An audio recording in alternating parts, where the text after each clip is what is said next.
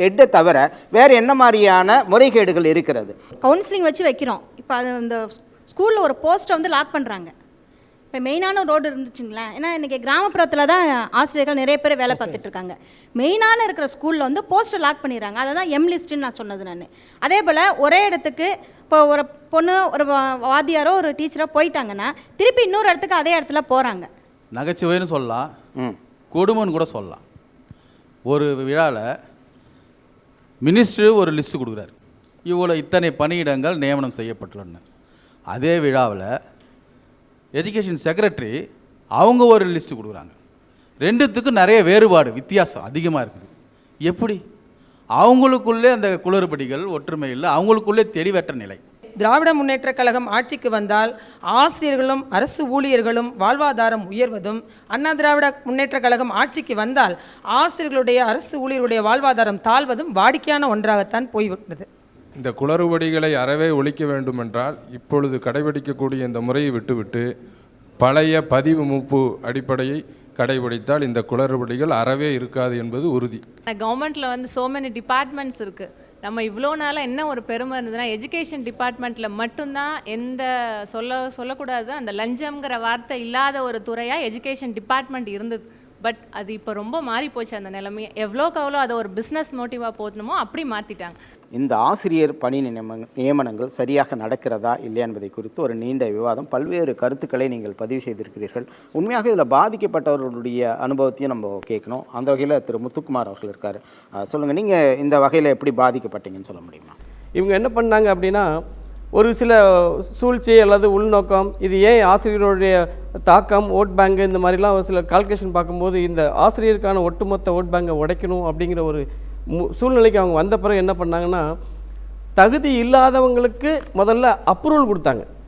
BEd colleges இன்றைக்கி 600 college இருக்குது. மெட்ராஸு, பாம்பே, டெல்லியில், இந்தியாவில் இருக்க பரவலாக இருக்கவங்கெல்லாம் இங்கே ரெகுலரில் இப்போ பிஎட் படிச்சுட்டு இருக்காங்க. யாருக்குமே இப்போ 100 சீட்டு ஃபில்லப் பண்ண முடியாது பிஎட் காலேஜில். அப்போ இர்ரெகுலரில் போட்டு அவன் பாட்டில் படிச்சுட்டு வரான். அப்போது 600 காலேஜ் இன்ட்டு நீங்கள் 100 சீட்டு ஃபில்லப் பண்ணிக்கிங்க. இன்றைக்கி ஒரு வருஷத்துடைய அவுட்புட் எவ்வளோ வருது? இப்போ நானும் ஒரே ஒரு டிஆர்பி அட்டன் பண்ணும்போது நான் என்னோடய கட் ஆஃப், நான் ஷெட்யூல் காஸ்ட் 119 என்னோடய கட் ஆஃப், நான் 114 வந்து நின்றுட்டேன். ஏன்னா எனக்கு 10th மார்க்கும் +2 மார்க்கில் வாஸ் அவுட்டு. நான் யூஜி பிஜி நல்ல டாப்பர்ஸில் வந்தேன். ஏன் அப்படின்னா அன்றைக்கி இருக்கிற 10ஆம் கிளாஸோடைய ரிசல்ட் அக்ரிகேட் பார்த்திங்கன்னா 55% மேலே யாரும் பாஸ் பண்ண முடியாது. அதே மாதிரி +2 அப்படி தான், ஒரு 58, 52. இன்றைக்கி 92-93% பாஸ் பண்ணி வச்சுருக்காங்க 10th. எல்லாருமே 450 மார்க். எல்லாருமே ஒரு பேங்க்கில் ஒரு செல்லான் ஃபில்லப் பண்ண தெரியாதவெல்லாம் இன்றைக்கி பார்த்திங்கன்னா 450 மார்க் வச்சுருக்கான், 1200 மார்க் வச்சுருக்கான். அப்போ தகுதி இல்லாதவங்களுக்கு நீங்கள் எப்படி என்ஓசி கொடுத்து காலேஜை உள்ளே கொண்டு வர்றீங்க? பிஎட் காலேஜை அங்கே உங்களுக்கு ஸ்டார்டிங் பாயிண்ட். நீங்கள் தகுதியானவங்கன்னா, இப்போ நான் ஒரு பிஎட் காலேஜ் நான் எப்படி செலக்ட் பண்ணப்பட்டேன்னா, நான் யூனிவர்சிட்டி டாப்பர்ஸ், ரெண்டாவது 600 அப்ளிகேஷன், சீட்டே 60 சீட்டு தான். அப்படிங்கும்போது அது 600 அப்ளிகேஷனில் ரிஜெக்ட் பண்ணி 100 அப்ளிகேஷன் மட்டும் செலக்ட் பண்ணி ஹை மார்க்கில் செலக்ட் பண்ணி ஒரு ரிட்டன் டெஸ்ட்டு, அதுக்கடுத்து ஓரல் டெஸ்ட்டு, அதுக்கு பிறகு தான் உங்களுக்கு ஹிந்து, கிறிஸ்டியன், மைனாரிட்டி இதெல்லாம் இருக்குது. அது போக நான் 2 சீட்டில் அடிச்சு வந்து தான் பிஎட் வாங்கி அப்படி தான் நாங்கள் வந்துடும். கடைசியில் பார்த்தா 20-15 வருஷம் கழிச்சு உட்காந்தோம். இப்போ நான் தகுதி அப்படிங்கிற பேரில் போது என் ஸ்டூடெண்ட்டும் நானும் ஒன்றா ரிட்டன் டெஸ்ட் எழுத வேண்டியிருக்கு பிஎட் டெட்டில். அப்போ நான் சொல்லி கொடுத்துருப்பேன், I am suffering from fever அப்படி இப்படின்னு இங்கிலீஷில் எழுதியிருப்பேன். இப்போ நான் பிடி அசிஸ்டன்ட் ஆகி அவன் ஒரு ஏஎஸ்எம் மாதிரி இல்லை ஹெட்மாஸ்டர் ஆகி, இப்போ நான் என்னுடைய சொல்லிக் கொடுத்த நல்ல லெட்டர் அவருக்கு எழுதி கொடுக்க முடியுமா? இது ஒரு அவமானப்படுத்துகிற மாதிரி எங்களுக்கு இது பெரிய தாக்கம். என்ன மாதிரி பாதிக்கப்பட்டவங்க எவ்வளோ பேர் கஷ்டப்பட்டு, கிராமத்தில் எவ்வளோ பேர் கஷ்டப்பட்டுருப்பாங்க. அவங்கள நினைக்கும் போது ரொம்ப கஷ்டமாக இருக்குது. ஏன்னா இன்றைக்கி என்னோடய ப்ரொமோஷன் போச்சு, என்னுடைய பேமெண்ட் எல்லாமே போச்சு. மொத்தத்தில் நான் ஒரு மனுஷனுடைய சராசரி வயசு 75, நான் 25 வருஷம் என்னோடய எம்ஏ மட்டுக்கே சரி பண்ணியிருக்கேன். அப்போ ஒரு பார்ட்டை நான் காலி பண்ணியிருக்கேன். இப்போ அடுத்த 50 வருஷம் நல்லா இருக்கணுங்கிறதுக்காக தான் நான் இதை பண்ணியிருக்கேன். இப்போ அது மொத்தமாக வாஸ் அவுட் அப்படிங்கும்போது என்னுடைய கேள்வி, நான் என்னுடைய பேரண்ட்ஸ் என்னை கஷ்டப்பட்டு உருவாக்கி அப்படி இருக்கும்போது அதோடைய வலி, அது பாதிக்கப்பட்டவங்களுக்கு தான் வலி என்னன்னு தெரியும். ரொம்ப கஷ்டம் அது. நன்றி முத்துக்குமார். முருகசெல்வராசன் சார், உங்களுடைய கருத்தாக நீங்கள் இந்த ஆசிரியர் பணி நியமனங்களில் என்ன மாதிரியான முறைகேடுகள் இருக்கிறது? ஆசிரியர் தகுதி தேர்வு என்பது ஆளும் அரசியல் தலைமையினுடைய நோக்கத்தையும் குறிக்கோள்களையும் ஆசைகளையும் விருப்பங்களையும் அந்த ஆளும் அரசியலினுடைய ஹிட்டன் அஜெண்டா என்று சொல்லக்கூடிய மறைமுக அஜெண்டாவை நிறைவேற்றிக் கொள்வதற்குமாக தமிழ்நாட்டில் நடத்தப்படக்கூடிய ஒரு வஞ்சகமான திட்டம் என்பது தான் ஆசிரியர் தகுதி தேர்வு. இங்கே ஒரு நண்பர் குறிப்பிட்டார், ஆசிரியர் தகுதி தேர்வு கல்வி உரிமை சட்டத்தின் கீழ் தான் நடத்தப்படுகிறது என்கின்ற தோட்டத்தை தமிழ்நாடு அரசாங்கம் ஏற்படுத்தியிருக்கு. ஆனால் இந்த தமிழ்நாடு அரசாங்கத்திற்கு ஏற்கனவே 91, 95ஆம் ஆண்டுகளில் ஆட்சி பொறுப்பில் இருக்கின்ற பொழுது ஸ்க்ரீன் டெஸ்ட் என்ற பெயரில் வேலைவாய்ப்பு பதிவு மூப்பை தூக்கி எறிந்துவிட்டு ஸ்க்ரீன் டெஸ்ட் என்ற பெயரில் ஆசிரியர்களை தேர்வு செய்கிறோம் என்று இதனுடைய ஆசையை அது 91, 95லேயே வெளிப்படுத்தி இருக்கிறது. இப்போது மீண்டும் ஆட்சி கட்டிலில் ஏறியவுடன் இந்த கல்வி உரிமை சட்டத்தை ஒரு லாபமாக பிடித்து கொண்டு ஆசிரியர் தகுதி தேர்வு மூலம் ஆசிரியர்கள் நியமிக்கிறோம் என்பது, தேர்வு நடத்துகிறோம் என்பது ஏழை எளிய ஒடுக்கப்பட்ட பிற்படுத்தப்பட்ட பகுதியினுடைய குழந்தைகள் அந்த ஆசிரியர் வேலையை பெறுவதில் ஒரு வஞ்சகமான மோசடியை ஏற்படுத்தக்கூடிய ஒரு சதி திட்டம் நிறைந்தது என்பதுதான் என்னுடைய கருத்து. நன்றி திரு மீனாட்சி சுந்தரம் ஐயா, உங்களுடைய கருத்தா? டெட்டு கொண்டு வந்ததே காரணம் ஆரியர் திராவிடர் போராட்டம்தான். அதாவது தமிழர்கள் பொறுப்புக்கு வரக்கூடாது, மேட்டுக்குடியினர் மட்டுமே தான் அந்த பொறுப்புக்கு வரணும் அப்படிங்கிற அந்த திட்டத்தின் அடிப்படையில் தான் அம்மையார் அவர்கள் இதை கொண்டு வந்தாங்க. இந்த திட்டத்தில் 6 அமைச்சர் இதில் வந்திருக்கிறாங்க. அமைச்சர்களே இந்த காலியான இடம் இருக்குது பாருங்கள், அதை அனௌன்ஸ் பண்ணுறாங்க பாருங்கள். முதல்ல CV சண்முகம் 55,000 பேர் காலி இடம் இருக்குது அப்படின்னு அறிவித்தார். ஆனால் அவர் போடலை, அதுக்குள்ளே மாற்றியாச்சு.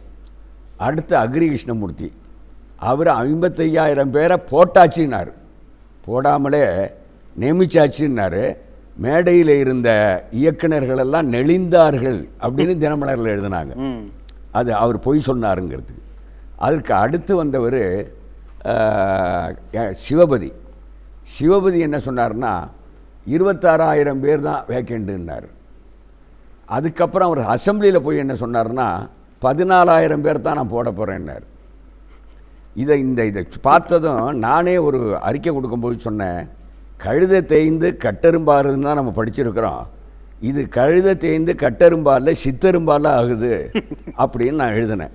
அப்போ எழுதினத்தை பார்த்துட்டு கலைஞர் அவர்கள் என்ன எழுதினாங்கன்னா, மீனாட்சி சுந்தரம் இப்படி சொல்லியிருக்காரு, நான் எப்படி சொல்கிறேன்னா பஞ்சபாண்டவர் எத்தனை பேருன்னு கேட்டாக்கா அதுக்கு பஞ்சபாண்டவர் கட்டிலில் காலை போல என்று சொல்லி 3 விரலை காட்டி 2ன்னு எழுதி கடைசியில் 1ன்னு கொண்டு வந்து முடித்தாங்க கதையில் இருக்குது இந்த அமைச்சர்கள் சொன்னது அப்படின்னு சொல்லி. அதுக்கப்புறம் வைகை செல்வன் அமைச்சர் அவர் ஒன்றுமே பேசலை, இதை பற்றி பணியை பற்றி பேசலை, அவர் விட்டுட்டு போயிட்டார். அவர் ஒரு நாள் ஆசிரியர் தினத்திலேயே அவனை தூக்கிட்டாங்க, அவரை தூக்கிட்டாங்க, அதனால் அவர் போயிட்டார்.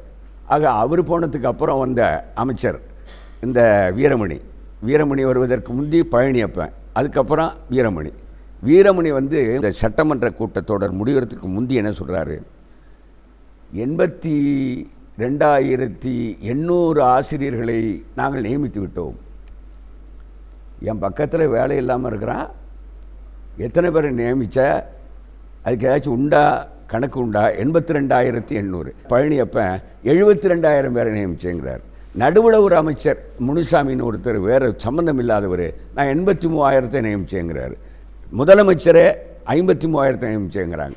இப்படி ஆளுக்கு ஒரு வாயில் வந்து இப்படி பேசிக்கிட்டு இருக்காங்களே தவிர அமைச்சர்கள் அசெம்பிளியில் பேசுகிறதும் பொய், வெளியில் பேசுகிறதும் பொய். ஆக எல்லாரையும் குழப்பிக்கிட்டு இருக்கிறாங்க. அதனால தான் குளறுபடியே அதிகமாக இருக்குது. இந்த நியமனமாவது ஒழுங்காக செஞ்ச, இந்த டெட்டு தேர்தாவது ஒழுங்காக செஞ்சாங்களான்னா, மொதல் டெட்டு எழுதினாங்க, அதில் 2,448 பேர் தான் பாஸ் பண்ணாங்க. அவ்வளவு டஃப்பான கேள்வி கேட்காதெல்லாம் கேட்டுட்டு அந்த மாதிரி பண்ணாங்க. அப்புறம் கொஞ்சம் எளிமைப்படுத்தி பண்ணாங்க, அப்போது ஒரு 19,000 பேர் பாஸ் பண்ணாங்க. அதில் அதுக்கு அடுத்து அந்த 19,000 அந்த 2,000 சேர்த்து 21,000 பேருக்கு ஒரு மாநாடாக நடத்தி அம்மையாருடைய விளம்பரம் தேடி, அதாவது இது நாங்கள் 26,000 பேருக்கு நாங்கள் வேலை கொடுத்துட்டோம் அப்படின்னு சொல்கிறது மாதிரி அதில் செய்தாங்க, அவங்க விளம்பரப்படுத்திக்கிட்டாங்க. ஆனால் அந்த 21,000க்கு பிறகு ஒரு டெட்டு நடத்தினாங்க. அந்த டெட்டில் 57,000 பேர் பாஸ் பண்ணாங்க. ஆனால் 14,700 பேருக்கு தான் அப்பாயின்மெண்ட் கொடுத்தாங்க. ஆனால் இப்போ என்ன நிலைமை அப்படின்னா, அரசு 82,000க்கு மேலே போட்டதாக சொல்லுது, ஆனால் உண்மையில் போடப்பட்டது என்ற எண்ணம் என்றால் 38,000 பேர் தான் போட்டிருக்காங்க. ஆக ஒரு 45,000 பேர் இடம் காலி இருக்குது. இப்போ நாங்கள் மாவட்ட வாரியாக நிட்ட பட்டியல் இருக்குது. அம்மையார் ஜெயலலிதா கர்நாடகத்தில் தீர்ப்பு வழங்கி சிறைக்கு சென்ற அன்னைக்கு இரவு மட்டும் நம்முடைய கல்வித்துறை அலுவலகம் பூரா திறந்திருக்கு. 600 ட்ரான்ஸ்ஃபர் போட்டிருக்காங்க அன்னைக்கு மட்டும். அந்த 600 ட்ரான்ஸ்ஃபர் ராத்திரிலேயே போட்டிருக்கிறாங்க. அந்த அவ்வளவு பேர் போடுறதுக்கான வாய்ப்பு அது எதனால் வந்துச்சு அப்படின்னு சொன்னால், பேரம் அதுக்கு தகுந்தது மாதிரி லஞ்ச பேரம் பேசிக்கிட்டு தான் செய்கிறாங்க. அப்படி செய்து வாங்கிக்கிட்டு செய்கிறாங்க. 4 லட்சம் 10 லட்சம் அப்படின்னு சொல்லிட்டு வாங்கிட்டு செய்கிறாங்க. கல்விக்கு உரிய போதிய ஆசிரியர்கள் இருந்தால் தானே அவங்க போதிக்க முடியும். அப்படி போதிக்கிறதுக்கான வாய்ப்பை அவங்க ஏற்படுத்தி கொடுக்கலையே. இந்த முறைகேடுகள் நீங்கி ஆசிரியர்கள் வாழ்வின் மறுமலர்ச்சி வரணும், என்ன பண்ணணும்? ஏற்படணும்னு சொன்னால் ஆட்சியே மாறணும். நன்றி.